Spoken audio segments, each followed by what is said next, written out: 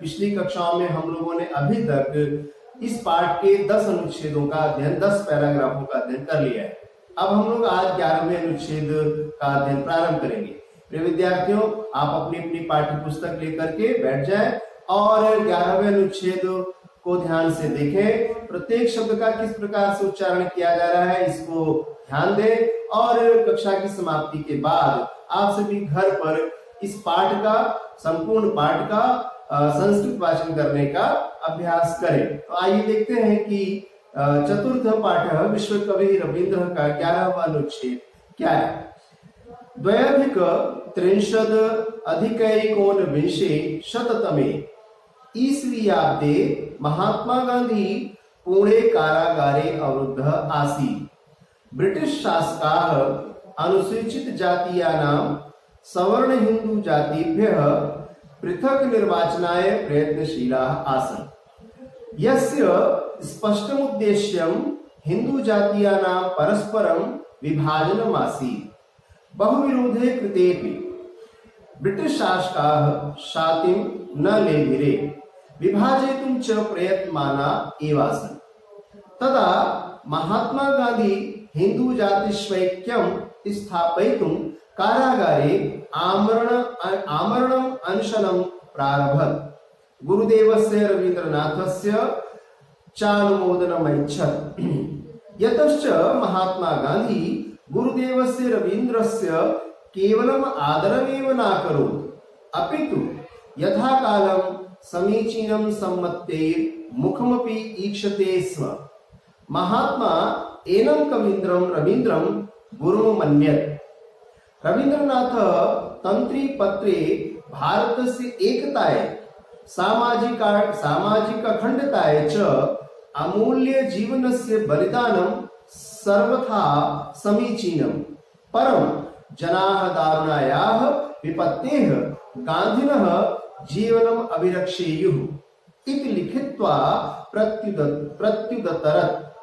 रवीन्द्रः आमरणस्य अनशनस्य समर्थनमेव न कृतवानपि तु प्रयोजकोपवेशने प्रारब्धे पुणे कारागाराञ्चागतवान्।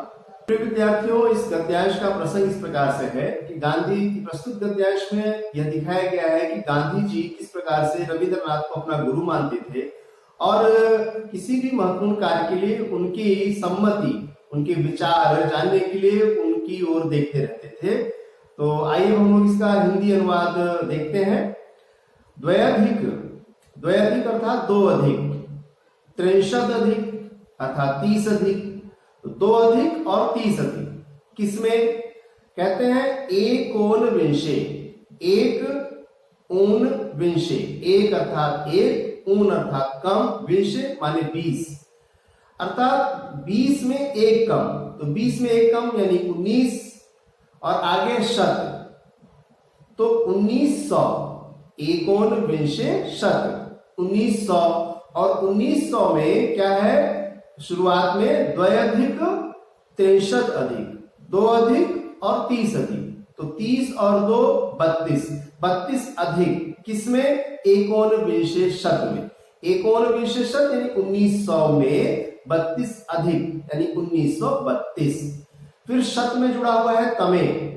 तमे का मतलब हो गया वे यानी 1932वें। ईस्वी अब्दे, ईस्वी अब्दे अर्थात वर्ष में, तो 1932वें ईस्वी वर्ष में महात्मा गांधी ने पुणे में कारागार में यानी पुणे कारागार में, पुणे जेल में अवरुद्ध थे, बंद थे। तो 1932वें ईस्वी वर्ष में महात्मा गांधी पुणे कारागारे, पुणे जेल में अवरुद्ध थे, बंद थे। ब्रिटिश शासक अनुसूचित जातियों का सवर्ण हिंदू जातियों से पृथक निर्वाचन के लिए, अलग निर्वाचन के लिए प्रयत्नशील थे। आसन बहुवचन है, तो ब्रिटिश शासक अनुसूचित जातियों का सवर्ण हिंदू जातियों से निर्वाचन के लिए, अलग निर्वाचन के लिए प्रयत्नशील। यस्य स्पष्टम उद्देश्य, जिसका स्पष्ट उद्देश्य हिंदू जातीयानां परस्परम विभाजनम आसीत्। जिसका स्पष्ट उद्देश्य क्या था? कहते हैं यस्य स्पष्ट उद्देश्य, जिसका स्पष्ट उद्देश्य हिंदू जातीयानां, हिंदू जातियों का परस्परम विभाजनम आसीत्, परस्पर विभाजन था। हिंदू जातियों में, हिंदू जाति में आपस में बंटवारा करना ही इस कार्य का उद्देश्य था। बहु विरोधे कृते अपि, इसका बहुत विरोध हुआ, तो कह रहे बहु विरोधे कृते अपि, बहुत विरोध करने पर भी, बहु विरोधे कृते अपि, अपि अर्थात भी, कृते माने करने पर, बहुत विरोध करने पर भी ब्रिटिश शासकाः शांतिं न लभते, न लिभे, ब्रिटिश शासकों ने शांति नहीं प्राप्त की, अर्थात वो शांत नहीं हुए, वो चुप नहीं हुए, वो अपने इस कार्य के लिए प्रयत्नशील रहे। विभाजितुं च प्रयत्नमाना, और विभाजन के लिए प्रयत्नमाना, प्रयत्नशील, एव आसन, प्रयत्नशील ही थे। क्या है? विभाजयितुं च प्रयत्नमाना एव आसन, और विभाजन के लिए, विभाजयितुं में तुमुन प्रत्यय है, तुमुन प्रत्यय जहां लग जाता है वहां अर्थ हो जाता है के लिए, तो विभाजयितुं, विभाजन के लिए, प्रयत्नमाना एव आसन, प्रयत्नशील ही रहे, प्रयत्नशील ही थे। तदा महात्मा गांधी, तब महात्मा गांधी ने हिंदू जातिषु, हिंदू जातिषु ऐक्यम, संधि हो गई है हिंदू जातिषु और ऐक्यम में, तो बन गया हिंदू जातिष्वैक्यम। हिंदू जातियों में, हिंदू जातिषु सप्तमी विभक्ति बहुवचन है, तो हिंदू जातियों में ऐक्यम, एकता, स्थापयितुम, स्थापयितुम में भी तुमुन प्रत्यय है, और जैसा मैंने पहले बताया तुमुन आ गया तो के लिए, स्थापित करने के लिए, हिंदू जातियों में एकता स्थापित करने के लिए कारागारे, चूंकि इस समय वो कारागार में बंद थे, कहाँ के कारागार? पुणे कारागार, पुणे की जेल में बंद थे, तो उन्होंने वहीं पर पुणे कारागारे, पुणे कारागार में अनशनम, आमरणम अनशन, आमरण अनशन प्रारंभ कर दिया। आमरण अनशन क्या होता है? मृत्यु पर्यंत, जब तक मैं मर नहीं जाऊंगा, या फिर मान जाइए बात, और अर्थात नहीं तो जब तक मेरी मृत्यु नहीं हो जाएगी तब तक मैं अनशन पे ही रहूंगा, मैं भोजन ग्रहण, अन्न ग्रहण नहीं करूंगा। तो आमरण अनशन प्रारंभ कर दिया। कहां पर प्रारंभ किया? पुणे कारागार, क्योंकि पुणे कारागार में इसमें बंद थे, तो पुणे कारागार में ही आमरण अनशनम प्रारंभत।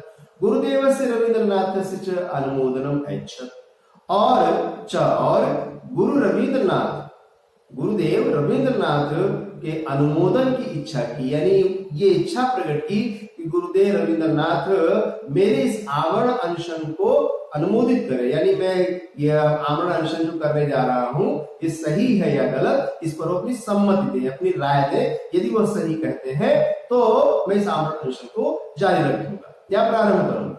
तो गुरुदेव से रविंद्रनाथ से अनुमोदनम ऐच्छत्, और गुरुदेव रविंद्रनाथ की अनुमोदन की, स्वीकृति की, इच्छा की। यतश्च, क्योंकि, ऐसा उन्होंने क्यों इच्छा की, क्यों गुरुदेव रविंद्रनाथ की सम्मति की, उन्होंने सहमति की इच्छा की? यतः च, क्यों, यतः अर्थात क्योंकि महात्मा गांधी गुरुदेव से रविंद्र से केवलम आदरमेव न करो, क्योंकि महात्मा गांधी गुरुदेव से गुरुदेव रविंद्र का केवलम आदरम एवं, केवल आदर ही न करो, नहीं करते थे, अपितु बल्कि यथा कालम समीचीन सम्मत्यै मुखमपि ईक्षते स्म, अपितु बल्कि यथा कालम, उचित समय पर, अवसर आने पर, उचित समय पर, समीचीन सम्मत्यै, समीचीन सम्मति के लिए, उचित राय के लिए, मुखमपि, मुख की ओर भी, ईक्षते स्म, देखते थे। यानी गुरुदेव रविंद्रनाथ की ओर जब भी कोई अवसर आता था जहां पर उनको गुरुदेव रविंद्रनाथ की सम्मति लेने की जरूरत महसूस होती थी, वो हर बड़े अवसर पर गुरुदेव रविंद्रनाथ की सम्मति के लिए, उनके विचार जानने के लिए उनकी ओर देखा करते थे, यानी उनकी इच्छा रहा करती थी गुरुदेव रविंद्रनाथ इस विषय पर अपनी विचार, अपनी राय मुझे दें। तो यही बात यहाँ कह रहे हैं कि न केवल उनका आदर करते थे, बल्कि यथाकालन समीचीन सम्मति, उचित अवसर पर समीचीन सम्मति के लिए मुखमपि ईक्षते स्म, उनकी ओर देखते थे। महात्मा एनम कवींद्रम रविंद्रम, महात्मा इन कवींद्र रविंद्र को गुरु अमान्य, गुरु मानते, क्या मानते थे? गुरु मानते थे। रविंद्रनाथ तंत्री पत्रे, रविंद्रनाथ ने तंत्री पत्र पर अर्थात तार पत्र पर, तार पत्र के जरिए, तार पहले चला करते थे अब तो बंद हो गया, तो रविंद्रनाथ ने तार के माध्यम से तार पत्र पर भारत से एकताए सामाजिक अखंडताए च, भारत की एकता और सामाजिक अखंडता के लिए अमूल्य जीवन से बलिदानम, अमूल्य जीवन का बलिदान सर्वथा समीचीनम, सर्वथा समीचीन है, हर प्रकार से ठीक है, उचित है। परम लेकिन जनाह लोग दारुणाया विपत्ते, इस दारुण विपत्ति से, इस भयंकर आपत्ति से, विपत्ति से, मुश्किल से गांधी जीवनम, गांधी के जीवन की अभिरक्षेयु, रक्षा करनी चाहिए। मतलब एक तरफ तो गांधी जी को उन्होंने सम्मत दी कि हाँ आप भारत की एकता और सामाजिक अखंडता के लिए जो ये आमरण अनशन करने जा रहे हैं ये उचित है, और दूसरी तरफ वो जनता का भी आह्वान कर रहे हैं कि ये जो विपत्ति आई है, ये जो भयंकर मुसीबत आई है, इससे लोग गांधी जी के जीवन की रक्षा करें। इति लिखित्वा, यह लिख करके प्रत्युत्तरत अर्थात प्रत्युत्तर दिया, गांधी जी को प्रत्युत्तर दिया। किसके माध्यम से? तार के माध्यम से। रविंद्र आमरण से अनशन से समर्थनमेव, रविंद्र ने आमरण से अनशन से समर्थन में एवं न कृतवान, रविंद्र ने आमरण से अनशन से, आमरण अनशन का समर्थनम एवं न कृतवान अपि, केवल समर्थन ही नहीं किया, समर्थनम एवं समर्थन ही न कृतवान, समर्थन ही नहीं किया, अपितु बल्कि प्रायोपवेशने, प्रायोपवेशने अर्थात अनशन के समय, प्रारंभ होने पर, अनशन प्रारंभ होने पर, प्रारंभ होने पर पुणे कारागारम, पुणे कारागार च आगतवान, आए, और पुणे कारागार आए। इसके आगे का अनुच्छेद जो है वो इस प्रकार से है, एवं बहुवर्णिकम गरिमामंडितम साहित्यिकम सामाजिकम दार्शनिकम लोकतांत्रिकम जीवनम तस्य काव्य मनोहारी सर्वेभ्यः कल्याणकारी प्रेरणादायी चाभूत। 140 अधिक 19 शततमे ईस्वीयाब्दे अगस्त मासस्य सप्तमे दिनांके रवीन्द्रस्य पार्थिवं शरीरं वैश्वानरं प्राविशत्। अद्यापि गुरुदेवस्य रवीन्द्रस्य वाक्काव्य रूपेण अस्माकं समक्षं स्रोतस्विनी इव सततं प्रवहत्येव। अधुनापि करालस्य कालस्य कारोपि वाचम मूकी कर्तुं न शकत्। अंतिम में एक श्लोक है जिसके माध्यम से यह पाठ समाप्त की ओर जाता है। जयन्ति ते सुकृतिनो रस सिद्धा कवीश्वरा, नास्ति येषां यशः काये जरा मरणजं भयम्। ये जो 12वां और इस पाठ का अंतिम अनुच्छेद है, इस गद्यांश में रविंद्रनाथ का मूल्यांकन किया गया है, उनकी मृत्यु की चर्चा है, और साथ ही अंत में ये बताया गया है कि कवियों का जो यश रूपी शरीर है वो सदैव बना रहता है। तो आइए अब इसका हिंदी अर्थ देखते हैं।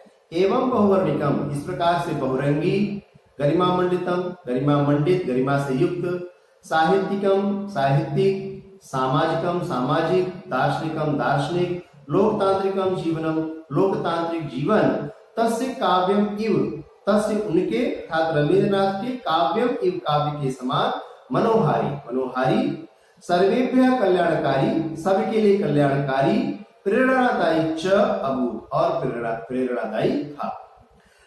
144, चत्वारिंशत् का अर्थ है 40, और 144 का मतलब हो गया 41, अधिक, 41 अधिक, फिर उसमें आगे है एक ओन विषय, एक ओन विषय अर्थात 20, एक माने एक, ओन माने कम, एक और ओन मिलकर के एक ओन हो गया, ओन संधि हो गई, तो ओन का अर्थ होता है कम, विषय अर्थात 20, एक में 20 में एक कम, 20 में एक कम अर्थात 19, और 19 आगे है शत, 1900 में अधिक, कितना अधिक? 144, यानी 1900 में 41 अधिक, तो हो गया 1941 तमें वे 1941 में ईस्वी वर्ष में अगस्त मास से, अगस्त महीने की सप्तमी दिनांक 7 तारीख को रविंद्र से पार्थिवम शरीरम, रविंद्र का पार्थिव शरीर वैश्वानरम प्राविशत्, वैश्वानर में प्रवेश कर गया, अग्नि में प्रवेश कर गया। अद्यापि आज भी गुरुदेव रवींद्र का वाक काव्य रूपेण वाणी वाक अर्थात वाणी काव्य रूपेण काव्य के रूप में अस्माकं समक्षम हम लोगों के समक्ष स्रोतस्वनी इव, स्रोतस्वनी अर्थात नदी, ये नदी का पर्यायवाची है, स्रोतस्वनी इव नदी के समान सततम प्रवहति एव, सततम लगातार निरंतर प्रवहति एव बह ही रही है। आज भी निरंतर उनकी जो वाणी है वो काव्य के रूप में हम सभी के समक्ष एक निरंतर नदी के समान बह रही है। अधुना अभी आज भी करालस्य कालस्य, करालस्य अर्थात भयंकर, कालस्य अर्थात मृत्यु या काल, करह अपि, कर यानी हाथ, तो आज भी भयंकर मृत्यु का हाथ भी वाचम वाणी को मुकी कर तुम मौन करने में, शांत करने में नाशकत समर्थ नहीं है। अर्थात रविन्द्रनाथ का पार्थिव शरीर तो अग्नि में मिल गया, किंतु उनकी जो वाणी के रूप में, उनकी जो वाणी काव्य के रूप में हम सभी के समक्ष आज भी है, उस वाणी को भयंकर मृत्यु का हाथ भी शांत नहीं कर सकता। फिर क्या कहा कि जयंते सुकृतिनो रस सिद्धा कवीश्वरा, ते सुकृतिनो, सुकृतना अर्थात पुण्य कर, वो पुण्य आत्मा जो सुकृत करे, अच्छा कर्म करने वाले लोग होते हैं, पुण्य कर्म करने वाले होते हैं, उन्हें क्या किया, सुकृतना। तो सुकृतना पुण्य आत्मा, वे पुण्य आत्मा रस सिद्धा, रस सिद्ध, जिनकी वाणी में प्रत्येक पंक्ति में, जिनकी काव्य में, जिनकी पुस्तकों में रस भरा रहता था, ऐसे रस सिद्ध कवीश्वरा, कवियों में ईश्वर अर्थात कवियों में श्रेष्ठ, तो वे पुण्य आत्मा रस सिद्ध कवियों में श्रेष्ठ जयंती, जयवंत होते हैं, यानी उनकी हमेशा जयकार होती है। ये शाम जिनका यशः काये, जिनकी यश रूपी शरीर में जरा मरण जम, जरा और मरण से उत्पन्न, जरा मरण जम आगे से में है, तो जरा मरण जम, जरा मरण से उत्पन्न भयम न अस्ति, भय नहीं है। यानी जिनके यश रूपी शरीर में, इनका पार्थिव शरीर तो नष्ट हो जाता है, लेकिन जो उनका यश रूपी शरीर होता है, उनके कार्यों से उन्होंने जो यश प्राप्त किया है, वो जो यश रूपी शरीर है उसमें मृत्यु और बुढ़ापे का कोई भय नहीं होता है।